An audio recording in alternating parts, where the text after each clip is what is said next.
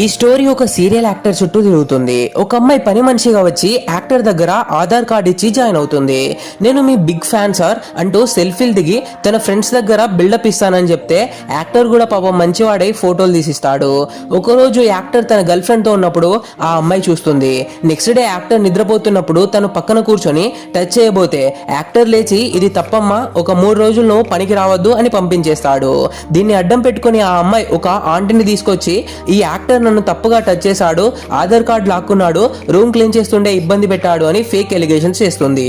Medical report చూద్దామంటే ఇది జరిగి 3 రోజులు అయిపోయింది. రిపోర్ట్లో ఏమి రాదు, నాకు నష్టపరిహారం కావాలని డిమాండ్ చేస్తుంది. యాక్టర్ తన లాయర్ కి కాల్ చేస్తే నీ తప్పు లేకపోయినా ఈ మ్యాటర్ బయటకు వస్తే నీ కెరియర్ స్పాయిల్ అవుతుంది, బెటర్ ఏంటంటే సెటిల్ చేసుకో అని సలహా ఇస్తాడు. ఆ అమ్మాయి 50 లక్షలు అడిగితే మన యాక్టర్ నేనేం షారుఖ్ ఖాన్ కాదు, నా కార్ కూడా ఈఎంఐలోనే ఉంది అని చెప్పి 20 లక్షలకు డీల్ కుదుర్చుకుంటాడు. డబ్బులు తీసుకున్న తర్వాత ఆ అమ్మాయి నాకు మీరంటే ఇష్టం కానీ ఎప్పటికీ పని మనిషిగా ఉండలేను కదా, అందుకే మిమ్మల్ని మోసం చేసి సెటిల్ అయిపోదాం అనుకున్నా అని నిజం చెప్పుకుంటుంది. కానీ ఇక్కడ యాక్టర్ రివర్స్ స్కెచ్ చేస్తాడు. తను మాట్లాడిన ప్రతి మాటని కెమెరాలో రికార్డ్ చేసి పెడతాడు. ఇప్పుడు ఒక్క మాట మాట్లాడినా నిన్ను పోలీసులకు పట్టిస్తా అని భయపెట్టి ఆ డబ్బులను వెనక్కి తీసుకొని తనని తరిమేస్తాడు. అమాయకంగా కనిపించే వాళ్ళంతా మంచి వాళ్ళు కాదు బ్రో. మన సేఫ్టీ కోసం మనం అలర్ట్గా ఉండాలి.